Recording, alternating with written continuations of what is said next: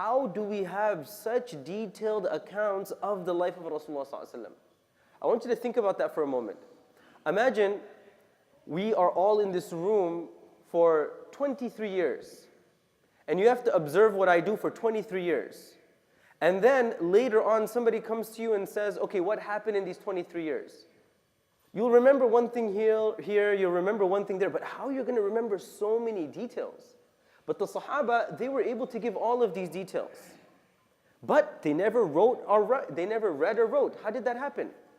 So Maulana Manazir Ahsan Gilani, one of the famous scholars, he said, subhanallah, today when we want to learn about the life of Rasulullah ﷺ, we have the seerah in the form of one book. We have the seerah in the form of one book. Maybe 2 books, maybe 3 books.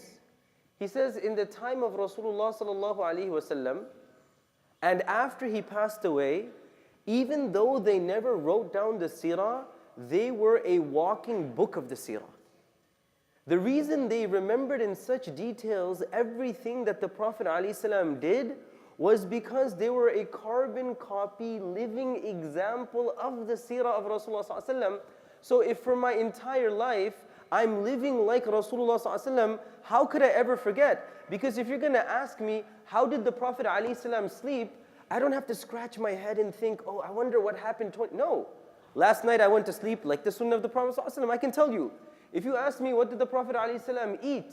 What did he dress? What did he speak? How did he give salam? How did he interact with people? I don't need to sit down and, oh, wait, let me check my notes. Oh, I don't have any notes. No. Basically, how do I sleep? How do I eat? What do I drink? How do I interact? How do I speak? So when we think about how beautifully and meticulously the seerah was preserved, and the most phenomenal part of that is it was preserved not necessarily through writing, but through practice, it becomes even more necessary for you and I to take the seerah into our lives and not only read books of seerah, but to become books of seerah. And that's when deen will spread, and that's how deen comes into our lives. May Allah subhanahu wa ta'ala make us all a living example of the seerah, and may Allah subhanahu wa ta'ala allow us not only to read, but also to implement the seerah. Inshallah, as mentioned, inshallah, after the remaining sunan, there will be an important talk. Everybody please participate. Jazakumullah khairan wa assalamu alaikum.